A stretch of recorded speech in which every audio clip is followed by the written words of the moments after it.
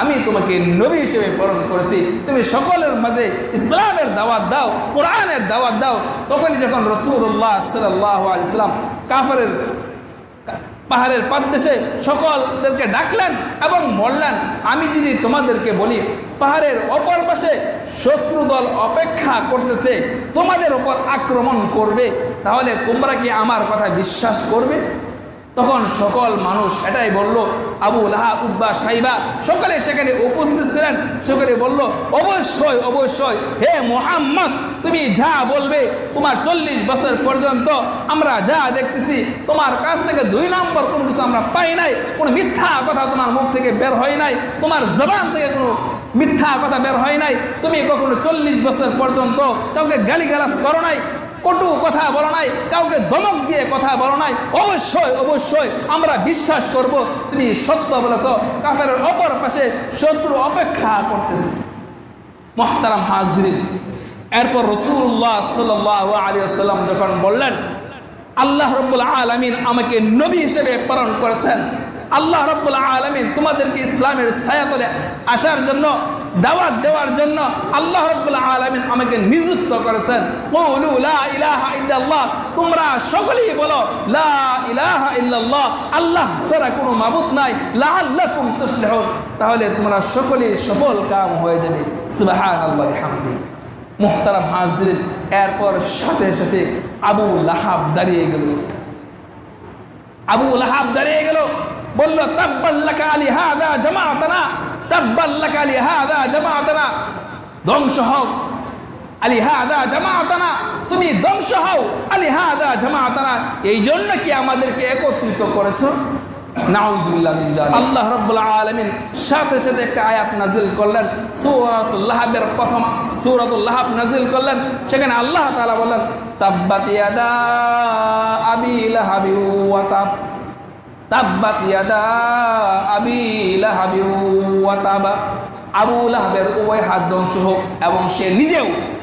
মুহতারাম হাজরিন, আল্লাহ রাব্বুল আলামিন জিবরাইল আলাইহিস সালামের মাধ্যমে এই সূরাতুল লাহাব প্রেরণ করলেন এবং বললেন, তাব্বাত ইয়াদা আবি লাহাব, তাব্বাত ইয়াদা আবি লাহাবি ওয়া তাব, আবু লাহাবের উভয় হাত ধ্বংস এবং সে নিজেও ধ্বংস হয়ে যাক। বন্যায় অসংখ্য মানুষ পানিতে ডুবে মারা যাচ্ছে, ত্রাণ না পাওয়ার কারণে, খাবার না থাকার কারণে, পানি না থাকার কারণে কত কষ্টের জীবন যাপন করতেছে, কত মা বোন ভাই মারা গিয়েছে এই বন্যার পানিতে। মুহতারাম হাজরিন, আমরা কয়দিন তাদের জন্য সালাতুল হাজতের নামাজে দোয়া করেছি, কিংবা এমনিভাবে নামাজ 2 হাত উত্তোলন করে দোয়া করেছি, আয় আল্লাহ, ওরা তো আমার ভাই, ওরা কষ্টে জীবন যাপন করতেছে, আয় আল্লাহ তাদেরকে ধৈর্য ধারণ করার তৌফিক দান করো। মুহতারাম হাজরিন, রাসূলুল্লাহ সাল্লাল্লাহু আলাইহি ওয়াসাল্লাম বলেছেন, আল মুসলিমুনা কারাজুলিন ওয়াহিদ, আল মুসলিমুনা কারাজুলিন ওয়াহিদ, একটা মুসলমান আরেকটা মুসলমান একটা অঙ্গের মতো। ইনিশতাকা আইনুহু ইশতাকা কুল্লুহু ওয়া ইনিশতাকা রাসুহু ইশতাকা কুল্লুহু, যদি কোনো মানুষের চোখ ব্যথিত হয়, যেমনিভাবে সমস্ত অঙ্গ প্রত্যঙ্গ টের পায়, সমস্ত অঙ্গ প্রত্যঙ্গ ব্যথিত হয়ে যায়, কোনো মানুষের মাথা যদি ব্যথিত হয়, সমস্ত অঙ্গ প্রত্যঙ্গ ব্যথিত হয়ে যায়, ঠিক তেমনিভাবে আমার গোটা বিশ্বের এক প্রান্তে একটা মুসলমান আহত হবে, একটা মুসলমান কষ্টে জীবনযাপন করবে। আমি যদি মুসলমান হয়ে থাকি, আমরা যদি মুসলমান হয়ে থাকি, আমাদেরকেও ব্যথিত হতে হবে, আমাদেরকেও কষ্ট অনুভব করতে হবে, আমাদেরকেও পেরেশানি অবলম্বন করতে হবে যে আমার ভাই কষ্টে জীবনযাপন করতেছে, আমার ভাই না খেয়ে মারা যাচ্ছে, আমাকে সহযোগিতার হাত বাড়াতে হবে।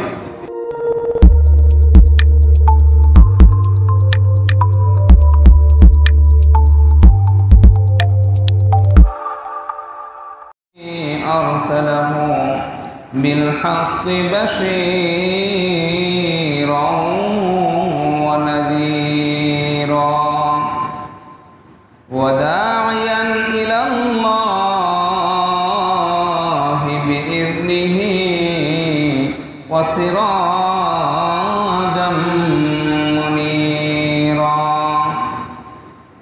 أما بعد فقد قال الله سبحانه وتعالى في كتابه المجيد وفرقانه الحميد: أعوذ بالله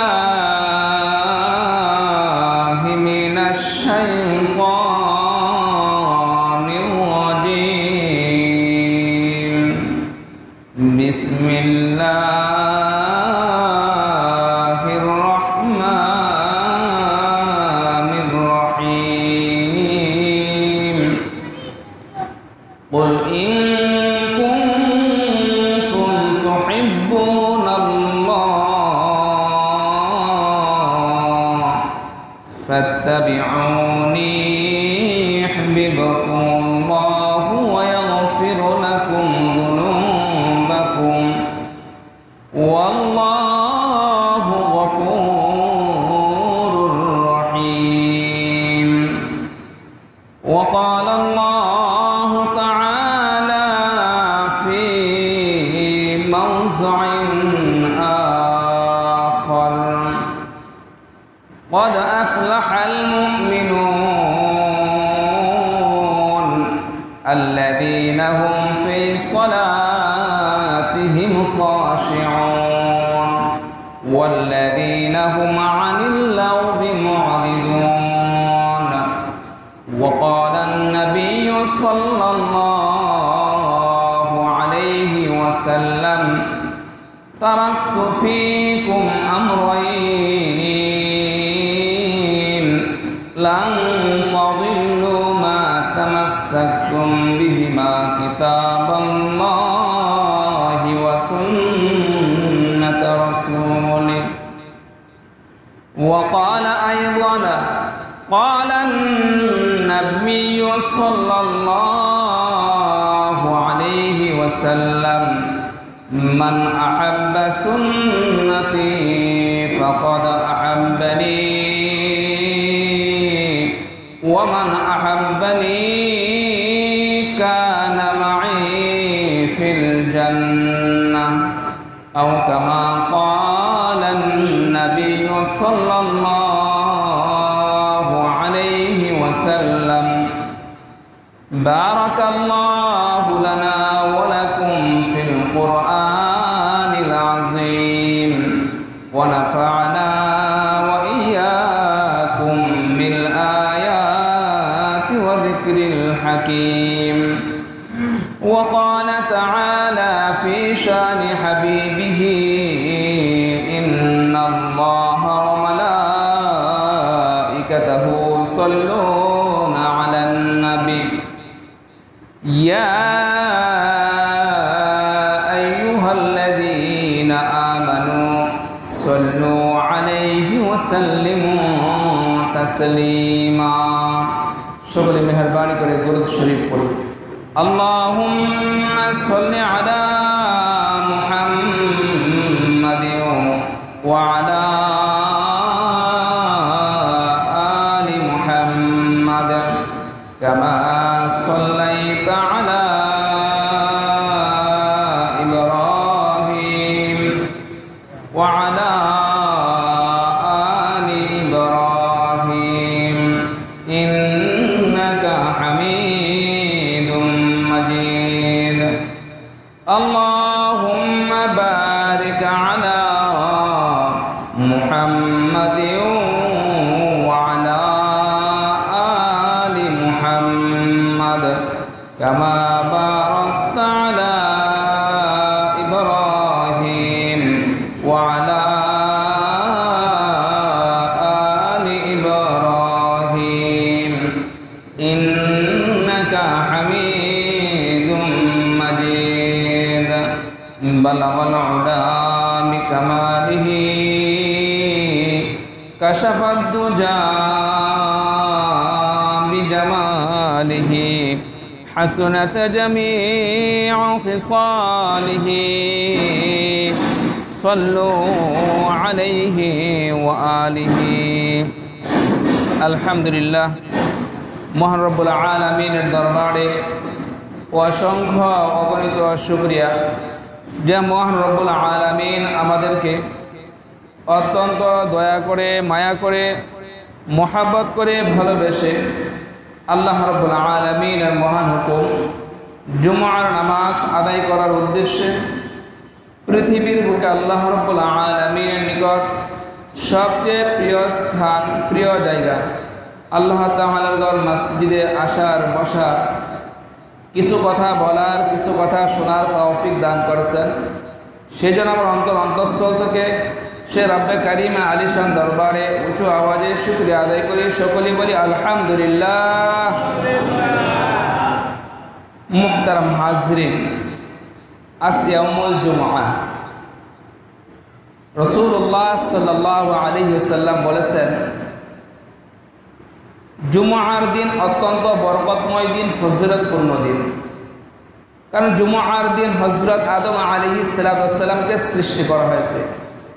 ওয়াফিহি খুলিকা আদম ওয়াফিহি উদখিলা আল জান্নাহ ওয়াফিহি উখরিজা মিনহা ওয়াফিহি তাকুমুস সাআহ। রাসূলুল্লাহ সাল্লাল্লাহু আলাইহি ওয়াসাল্লাম বলেন, জুমআর দিন আমাদের আদি পিতা হযরত আদম আলাইহিস সালামকে সৃষ্টি করা হয়েছে। এই শুক্রবার দিন হযরত আদম আলাইহিস সালামকে জান্নাত থেকে বের করে দেওয়া হয়েছে এবং জান্নাতে প্রবেশ করানো হয়েছে। ওয়াফিহি তাকুমুস সাআহ, এবং শুক্রবার দিন কিয়ামত সংঘটিত হবে। মুহতারাম হাজরিন, মূল কথা হলো শুক্রবার দিন মুসলমানদের জন্য সাপ্তাহিক ঈদের দিন, নেক আমলের দিন, নেক আমল কামাই করার দিন, গুনাহ মাফের দিন। আল্লাহ রাব্বুল আলামিন আমাদেরকে অত্র এলাকার শত শত মুসলমানের মধ্য থেকে বাছাই করে, ছাঁটাই করে, চয়ন করে, মহব্বত করে, ভালোবেসে আল্লাহ রাব্বুল আলামিনের হুকুম পালন করার জন্য আল্লাহ রাব্বুল আলামিন আমাদেরকে আগে আগে আল্লাহ তাআলার ঘরে নিয়ে এসেছেন। সেজন্য আবারও শুকরিয়া আদায় করে সকলে বলে আলহামদুলিল্লাহ।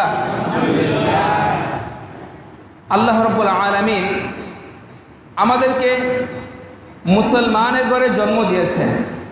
আল্লাহ রাব্বুল আলামিন আমাদেরকে হায়াত দান করেছেন। আল্লাহ রাব্বুল আলামিন আমাদেরকে সুস্থ রেখেছেন। বিধায় আমরা আল্লাহ তাআলার হুকুম পালন করার জন্য আল্লাহ তাআলার ঘরে আসতে পেরেছি। মেরে ভাই ও দোস্ত বুজুর্গ, গোটা বাংলাদেশের বিভিন্ন জায়গায় বন্যার কারণে অনেক ভাই বোন অসহায়ত্ব জীবন যাপন করতেছে। তাদের মসজিদের মধ্যেও পানি, তাদের ঘরের মধ্যেও পানি, তাদের ব্যবসা প্রতিষ্ঠানেও পানি, তারা হাহাকার জীবন যাপন করছে। আল্লাহ রাব্বুল আলামিন আমাদেরকে তাদের চেয়ে লাখো কোটি গুণ বেশি ভালো রেখেছেন, লক্ষ কোটি গুণ বেশি ভালো রেখেছেন। সেজন্য আবারও শুকরিয়া আদায় করি, সকলে বলে আলহামদুলিল্লাহ। আল্লাহ রাব্বুল আলামিন আমাদেরকে দুনিয়াতে প্রেরণ করেছেন তার ইবাদত পালন করার জন্য, তার হুকুম পালন করার জন্য। আমার প্রিয় হুজুর আকরাম সাল্লাল্লাহু আলাইহি ওয়াসাল্লামকে আল্লাহ রাব্বুল আলামিন দুনিয়াতে প্রেরণ করেছেন ওয়ামা আরসালনাকা ইল্লা রাহমাতাল লিল আলামিন, গোটা জগতের জন্য রহমত স্বরূপ প্রেরণ করেছেন। আল্লাহ তাআলা কোরআনে বলেন ওয়ামা আরসালনাকা ইল্লা রাহমাতাল লিল আলামিন, হে নবী আমি আপনাকে গোটা জগতের জন্য রহমত স্বরূপ প্রেরণ করেছি। আল্লাহ রাসূল সাল্লাল্লাহু আলাইহি ওয়াসাল্লাম মুসলমানদের জন্য যেমনিভাবে রহমত, খ্রিস্টানদের জন্য রহমত, হিন্দুদের জন্য রহমত, বৌদ্ধদের জন্য রহমত, গোটা মানব কুলের জন্য রহমত। মুহতারাম হাজরিন, আল্লাহ রাব্বুল আলামিন এ কোরআন নাজিল করেছেন। আমরা মনে করতেছি এ কোরআন মুসলমানদের ধর্মীয় গ্রন্থ, কোরআন শুধুমাত্র মুসলমানদের জন্য, কিন্তু আল্লাহ রাব্বুল আলামিন বলেন শাহরু রমাদানাল্লাযী উনজিলা ফীহিল কুরআন হুদাল লিন-নাস, আমি কোরআনকে মাহে রমজান মাসে নাজিল করেছি। কি জন্য নাজিল করেছি সেটা আল্লাহ রাব্বুল আলামিন বলেন হুদাল লিন-নাস, মানুষের হেদায়েতের জন্য আমি কোরআনকে নাজিল করেছি। হিন্দু যদি কোরআনকে গ্রহণ করে তার জন্য হেদায়েত, ইহুদি যদি কোরআনকে গ্রহণ করে তার জন্য হেদায়েত, খ্রিস্টান যদি কোরআনকে গ্রহণ করে, কোরআন অনুযায়ী চলে, ইসলামের ছায়াতলে চলে আসে, মুসলমান হয়, তাহলে কোরআন তার জন্য হেদায়েত। মুহতারাম হাজরিন, এমনিভাবে আল্লাহ রাব্বুল আলামিন বলেন ইয়া আইয়ুহান নাস, হে লোক সকল, উবুদু রাব্বাকুম, তোমরা তোমাদের রবের ইবাদত করো, আল্লাযী খালাকাকুম, যিনি তোমাদেরকে সৃষ্টি করেছেন, ওয়াল্লাযীনা মিন ক্বাবলিকুম, যিনি তোমাদের পূর্ববর্তীদেরকে সৃষ্টি করেছেন, লাআল্লাকুম তাত্তাকুন, যাতে তোমরা পরহেজগার হতে পারো, যাতে তোমরা মুত্তাকি হতে পারো। মুহতারাম হাজরিন, আল্লাহ রাব্বুল আলামিন মানুষ উল্লেখ করেছেন ইয়া আইয়ুহান নাস, হে লোক সকল, উ'বুদু রাব্বাকুম, তোমরা তোমাদের রবের ইবাদত করো। এখানে আল্লাহ তাআলা বলেন না ইয়া আইয়ুহাল মুসলিমিন, হে মুসলমান তোমরা ইবাদত করো। ঠিক যেমনি ভাবে আল্লাহ তাআলা বলেছেন হুদাল লিন-নাস, কুরআন মানুষের হেদায়েতের জন্য আল্লাহ তাআলা প্রেরণ করেছেন। এই বাংলার জমিনে, এই গোটা পৃথিবীর মধ্যে অনেক ইহুদি খ্রিস্টান রয়েছে যারা নিজেরা কোরআনের তরজমা করেছে, হয়তো ঈমান আনয়ন করে নাই কিন্তু কোরআনের তরজমা করেছে, কোরআন শিখেছে। ঈমান আনয়ন না করার কারণে তারা চিরকাল জাহান্নামে থাকতে হবে। যদি ঈমান আনয়ন করতো তাহলে তারাও মুসলমান হতো, তারা জান্নাত যেতে পারতো। সুবহানাল্লাহি ওয়া বিহামদিহি। মুহতারাম হাজিরিন, আমার বলার উদ্দেশ্য হলো রাসূলুল্লাহ সাল্লাল্লাহু আলাইহি ওয়াসাল্লাম যেমনিভাবে গোটা জগতের জন্য রহমত হিসেবে প্রেরণ হয়েছেন, প্রেরিত হয়েছেন, এমনিভাবে আল্লাহ রাব্বুল আলামিন কোরআনে বলেন কুল ইয়া আইয়ুহান নাস ইন্নী রাসূলুল্লাহি ইলাইকুম জামিআ, হে নবী আপনি বলে দিন ইন্নী রাসূলুল্লাহি ইলাইকুম জামিআ, আমি তোমাদের সকলের জন্য রাসূল হিসেবে প্রেরিত হয়েছি। এখানে উল্লেখ করেন নাই শুধু মানুষের, মুসলমানের জন্য কিংবা কোনো হিন্দুদের জন্য, গোটা মানুষের জন্য, গোটা জগতের জন্য। কুল ইয়া আইয়ুহান নাস, হে লোক সকল, ইন্নী রাসূলুল্লাহি ইলাইকুম জামিআ, আমি তোমাদের সকলের জন্য রাসূল হিসেবে প্রেরিত হয়েছি। সুবহানাল্লাহি ওয়া বিহামদিহি। মুহতারাম হাজিরিন, আমরা সকলেই জানি আমার প্রিয় নবী আকরাম সাল্লাল্লাহু আলাইহি ওয়াসাল্লাম যখন পৃথিবীতে আগমন করলেন, পৃথিবীতে জন্মগ্রহণ করলেন, রাসূলুল্লাহ সাল্লাল্লাহু আলাইহি ওয়াসাল্লামের চাচা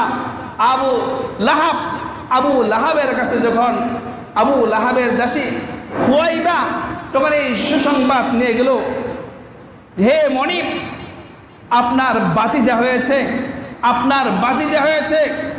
আবু লাহাব সাথে সাথে এই সুসংবাদ শুনে তার দাসীকে মুক্ত করে দিয়েছিলেন, আজাদ করে দিয়েছিলেন। সুবহানাল্লাহি ওয়া বিহামদিহি। শুধুমাত্র রাসূলুল্লাহ সাল্লাল্লাহু আলাইহি ওয়াসাল্লাম পৃথিবীতে আগমন করেছেন, এই সুসংবাদ তার দাসী তাকে দেওয়ার কারণে দাসীকে আজাদ করে দিয়েছিলেন।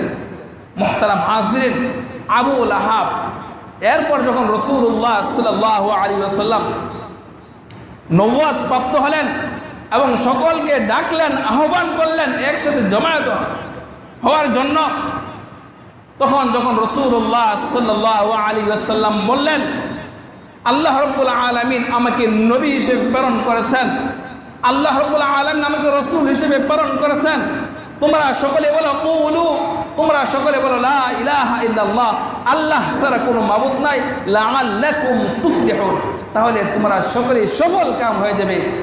মুহতারাম হাজিরিন, ওই সময় আবু লাহাব বললেন তাব্বান লাকা আলি হাযা জামাআতানা, তাব্বান লাকা আলি হাযা জামাআতানা, তুমি ধ্বংস হও, এই জন্যই কি আমাদেরকে একত্রিত করেছ।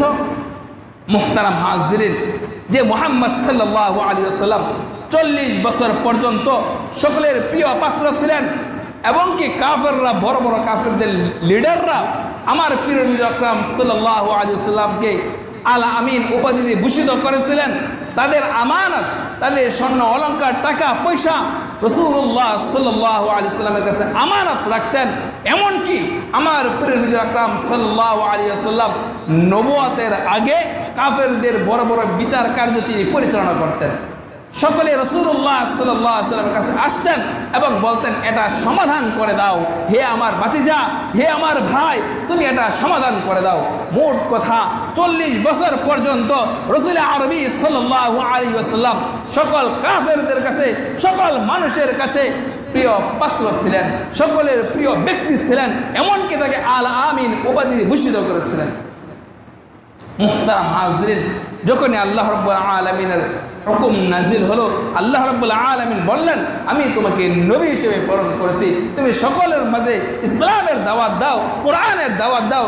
তখনই যখন রাসূলুল্লাহ সাল্লাল্লাহু আলাইহি ওয়াসাল্লাম কাফেরের পাহাড়ের পাদদেশে সকলদেরকে ডাকলেন এবং বললেন আমি যদি তোমাদেরকে বলি পাহাড়ের অপর পাশে শত্রু দল অপেক্ষা করতেছে, তোমাদের উপর আক্রমণ করবে, তাহলে তোমরা কি আমার কথা বিশ্বাস করবে? তখন সকল মানুষ এটাই বলল। আবু লাহাব, উতবা, সাইবা সকলে সেখানে উপস্থিত ছিলেন।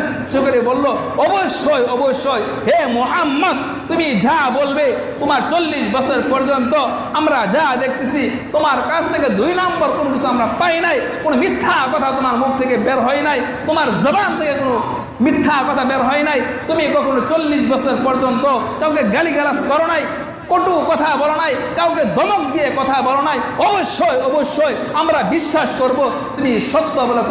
কাফেরের অপর পাশে শত্রু অপেক্ষা করতেছে।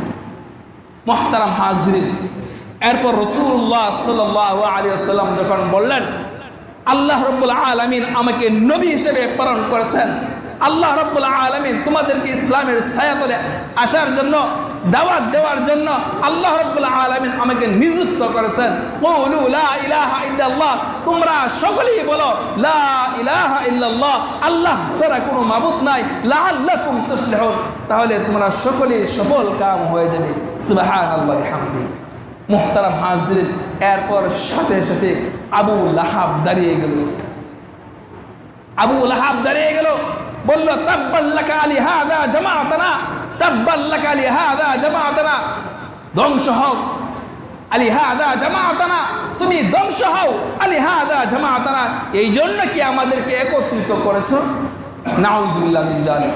যে রাসূলুল্লাহ সাল্লাল্লাহু আলাইহি ওয়াসাল্লাম 40 বছর পর্যন্ত সকলের প্রিয় ব্যক্তি ছিলেন, সকলের কাছে আল আমিন উপাধিতে ভূষিত ছিলেন, যখনই তিনি ইসলামের দাওয়াত দিলেন, কোরআনের দাওয়াত দিলেন, ইসলামের ছায়াতলে আসার জন্য সকলকে আহ্বান করলেন, তখন তিনি মিথ্যাবাদী হয়ে গেলেন, ধ্বংসের জন্য দোয়া করলেন। মুহতারাম হাজরিন, তখন রাসূলুল্লাহ সাল্লাল্লাহু আলাইহি ওয়াসাল্লাম কে যখন এই কথা বললেন তাব্বাল্লাকা আলি হাযা জামাআতানা, তুমি ধ্বংস হও এই জন্য কি আমাদেরকে একত্রিত করেছো, আল্লাহ রাব্বুল আলামিন সাথে সাথে একটা আয়াত নাজিল করলেন, সূরাতুল লাহাবের প্রথম সূরাতুল লাহাব নাজিল করলেন।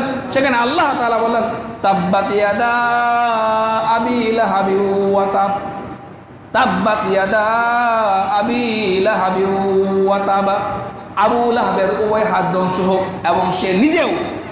মুহতারাম হাজরিন, আল্লাহ রাব্বুল আলামিন জিবরাইল আলাইহিস সালামের মাধ্যমে এই সূরাতুল লাহাব প্রেরণ করলেন এবং বললেন তাব্বাত ইয়াদা আবি লাহাব, তাব্বাত ইয়াদা আবি লাহাবি ওয়া তাব, আবু লাহাবের উভয় হাত ধ্বংস এবং সে নিজেও ধ্বংস হয়ে যাক। মুহতারাম হাজরিন, আমার বলার উদ্দেশ্য এটাই, যখন আপনি সকলের কাছে ভালো মন্দ বলবেন, রাসূলুল্লাহ সাল্লাল্লাহু আলাইহি ওয়াসাল্লাম ইসলামের দাওয়াত দিয়েছেন, কোরআনের দাওয়াত দিয়েছেন, হাদিসের দাওয়াত দিয়েছেন, এই দাওয়াত দেওয়ার কারণে 40 বছর পর রাসূলুল্লাহ সাল্লাল্লাহু আলাইহি ওয়াসাল্লামের অনেকে শত্রুতে রূপান্তর হয়ে গিয়েছিল। আবু জাহাল, উতবা, শাইবা তারা শত্রুতে রূপান্তর হয়ে গিয়েছিল, শত্রু হয়ে গিয়েছিল শুধুমাত্র কোরআনের দাওয়াত দেওয়ার কারণে, শুধুমাত্র ইসলামের দাওয়াত দেওয়ার কারণে, শুধুমাত্র আল্লাহ তাআলার দ্বীনের পথে আসার দাওয়াত দেওয়ার কারণে। মুহতারাম হাজরিন, আমার বলার উদ্দেশ্য এটাই, আমাদেরকে চেষ্টা করতে হবে, আমরা মুসলমান নিজেদেরকে রাসূলের উম্মত বলে দাবি করতেছি, আখির নবীর উম্মত বলে দাবি করি। আল্লাহ রাব্বুল আলামিন আমাদেরকে সর্বশ্রেষ্ঠ উম্মত হিসেবে ভূষিত করেছেন।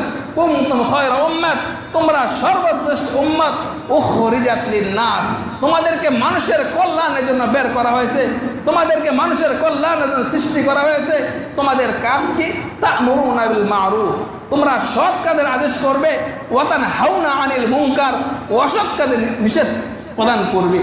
মুহতারাম হাজরিন, আমার প্রিয় রাসূল আকরাম সাল্লাল্লাহু আলাইহি ওয়াসাল্লাম নবুয়ত প্রাপ্তির পর কি পরিমাণ কষ্ট সহ্য করেছেন, কি পরিমাণ অত্যাচার সহ্য করেছেন। মুহতারাম হাজরিন, কত বড় বড় সাহাবারা কি পরিমাণ অত্যাচার সহ্য করেছেন আমরা সকলে ইতিহাস সম্পর্কে জানি। অনেক সাহাবা শাহাদাত বরণ করেছেন ইসলামের দাওয়াত দেওয়ার কারণে, কোরআনের দাওয়াত দেওয়ার কারণে। এখন বর্তমান জামানায় এমন না আমরা নামাজ পড়তে গেলে আমাদেরকে নিষেধ করবে, এই নামাজ পড়তে যাস কেন, কেউ নিষেধ করবে এটাও না। মসজিদ সদা সর্বদা আমাদের জন্য উন্মুক্ত খোলা থাকে, যার যখন খুশি ওযু করে মসজিদে আসবো, নামাজ পড়বো, নিষেধ করার কেউ নেই। কিন্তু ইসলামের প্রাথমিক জামানায়, শুরুর জামানায় যখন নামাজ পড়তেন ঘরের দরওয়াজা বন্ধ করে লুকিয়ে লুকিয়ে নামাজ পড়তেন, কারণ কাফেররা অত্যাচার করত, জুলুম করত। এমনকি আমার প্রিয় নবী আকরাম সাল্লাল্লাহু আলাইহি ওয়াসাল্লাম যখন সিজদায় যাইতেন, কাফেররা উটের নাড়ি বুড়ি এনে রাসূলুল্লাহ সাল্লাল্লাহু আলাইহি ওয়াসাল্লামের পিঠের উপর রেখে দিতেন। নাউজুবিল্লাহ। মুহতারাম হাজিরিন, অনেক সাহাবাদের আক্রান্ত করতেন। বেলাল হাবশী রাদিয়াল্লাহু তাআলা আনহুকে উত্তপ্ত বালুর মধ্যে শুয়ে রাখতেন এবং কি তার পিঠের উপর বিশাল এক পাথর রেখে দিতেন, সমস্ত শরীর জ্বলসে যেত। মুহতারাম হাজিরিন, কি পরিমাণ কষ্ট সাহাবারা করেছেন, কি পরিমাণ কষ্ট ইসলামকে জিন্দা করার জন্য সাহাবা একরাম করেছেন, তা আমরা অনেকেই জানি। যারা সিরাত পড়ি তারা হয়তো অনেকেই জানি। আমার প্রিয় নবী আকরাম সাল্লাল্লাহু আলাইহি সাল্লাম, আবু বকর সিদ্দিক রাদিয়াল্লাহু তাআলা আনহু, ওমর ফারুক রাদিয়াল্লাহু তাআলা আনহু, উসমান গনি রাদিয়াল্লাহু তাআলা আনহু, আলী রাদিয়াল্লাহু তাআলা আনহু, আবু হুরায়রা রাদিয়াল্লাহু তাআলা আনহু, মোট কথা অনেক সাহাবা, লক্ষ লক্ষ সাহাবা কি পরিমাণ কষ্ট করেছেন ইসলামকে জিন্দা করার জন্য, ইসলামকে গোটা বিশ্বে ছড়িয়ে দেওয়ার জন্য, ইসলামী দাওয়াতি মিশন গোটা বিশ্বে ছড়িয়ে দেওয়ার জন্য কি পরিমাণ কষ্ট ওনারা করেছেন। আমরা সহজে ইসলামকে পেয়ে গেছি, যার দরুন ইসলামের কদর আমরা করতে পারি না, ইসলামের কদর আমরা বুঝি না, ইসলামের মর্ম আমরা বুঝি না, ইসলামের সঠিক ইতিহাস আমরা জানার চেষ্টাও করি না। মুহতারাম হাজিরিন, আমাদেরকে চেষ্টা করতে হবে যাতে সঠিকভাবে ইসলাম মানি, আল কোরআন অনুযায়ী চলি, আল হাদিস অনুযায়ী চলি, রাসূলুল্লাহ সাল্লাল্লাহু আলাইহি ওয়াসাল্লামের সিরাত এবং সৌরত সব কিছু মেনে চলার চেষ্টা করি। আমার শরীরের মধ্যে রাসূলের সৌরত থাকবে, আমার কাজ করবে রাসূলের সিরাত থাকবে, রাসূলের সুন্নাত থাকবে, তাহলে আমি মনে করব আমি প্রকৃত পক্ষে রাসূলের আশিক। রাসূলের আশিক তখন দাবি করতে পারবো যখন রাসূলের সিরাত এবং সূরত আমার মাঝে থাকবে। মুহতারাম হাজিরিন, শুধু দাবি করলাম আমি মুসলমান, আমি আমার বাবা মুসলমান, আমার দাদা মুসলমান, আমার পর দাদা মুসলমান, আমি গোষ্ঠীগত মুসলমান, কিন্তু আমার মাঝে মুসলমানিত্ব নেই, মুসলমানের গুণাবলী আমার মাঝে নেই, তাহলে আমি কেমন মুসলমান? নামাজের খবর নাই, অন্যান্য হুকুম আহকামের খবর নাই, রাসূলুল্লাহ সাল্লাল্লাহু আলাইহি ওয়াসাল্লামের সুন্নতের খবর নাই। আমাদেরকে চেষ্টা করতে হবে যেমনিভাবে সহজে ইসলামকে আমরা পেয়ে গেছি, ইসলামের উপর পরিপূর্ণ আসার জন্য ইয়া আইয়ুহাল্লাযীনা আমানু, আল্লাহ তাআলা বলেন হে মুমিনগণ, উদখুলু ফিস সিলমি কাফা, তুমি পরিপূর্ণভাবে ইসলামের মধ্যে দাখিল হও, পরিপূর্ণভাবে ইসলামের মধ্যে প্রবেশ করো, ওয়ালা তামুতুন্না ইল্লা ওয়া আনতুম মুসলিমুন। অন্য আয়াতের মধ্যে আল্লাহ তাআলা বলেন খাঁটি মুসলমান হয়ে কবরে এসো না। আমাদেরকে চেষ্টা করতে হবে পরিপূর্ণ মুসলমান হওয়ার জন্য, খাঁটি মুসলমান হওয়ার জন্য, খাঁটি ইমানদার হওয়ার জন্য। বন্যায় অসংখ্য মানুষ পানিতে ডুবে মারা যাচ্ছে, ত্রাণ না পাওয়ার কারণে, খাবার না থাকার কারণে, পানি না থাকার কারণে কত কষ্টের জীবন যাপন করতেছে, কত মা বোন ভাই মারা গিয়েছে এই বন্যার পানিতে। মুহতারাম হাজিরিন, আমরা কয়দিন তাদের জন্য সালাতুল হাজতের নামাজে দোয়া করেছি, কিংবা এমনিভাবে নামাজ দুই হাত উত্তোলন করে দোয়া করেছি, আয় আল্লাহ ওরা তো আমার ভাই, ওরা কষ্টে জীবন যাপন করতেছে, আয় আল্লাহ তাদেরকে ধৈর্য ধারণ করার তৌফিক দান করো। মুহতারাম হাজিরিন, রাসূলুল্লাহ সাল্লাল্লাহু আলাইহি ওয়াসাল্লাম বলেছেন আল মুসলিমুনা কারাজুলিন ওয়াহিদ, আল মুসলিমুনা কারাজুলিন ওয়াহিদ, একটা মুসলমান আরেকটা মুসলমান একটা অঙ্গের মতো। ইনিস্তাকা আইনুহু ইস্তাকা কুল্লুহু ওয়া ইনিস্তাকা রাসুহু ইস্তাকা কুল্লুহু।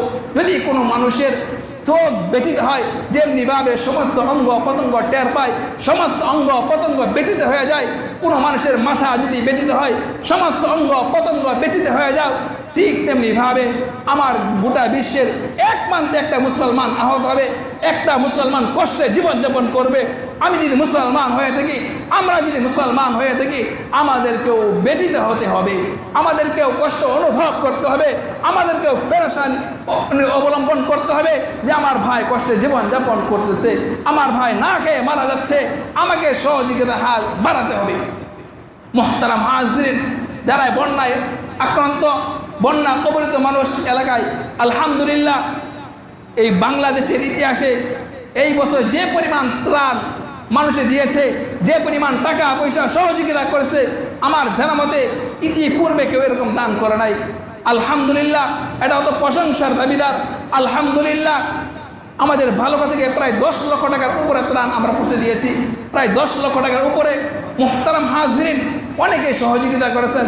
এই মসজিদের এলাকা থেকে প্রায় 6,000 উপর টাকা অনেকে দিয়েছেন, প্রায় 10 বস্তা মুড়ি অনেকে দিয়েছেন। মুহতারাম হাজিরিন, এটা অত্যন্ত শুকরিয়ার বিষয়। আমরা মুসলমানের পাশে থাকবে, কোনো হিন্দু কষ্ট করবে তাকেও আমি সহযোগিতা করব, এটাই রাসূলুল্লাহ সাল্লাল্লাহু আলাইহি ওয়াসাল্লামের আদর্শ। কোনো খ্রিস্টান কষ্ট করবে তাকে সহযোগিতা করব, এটাই রাসূলুল্লাহ সাল্লাল্লাহু আলাইহি ওয়াসাল্লামের আখলাক আদর্শ।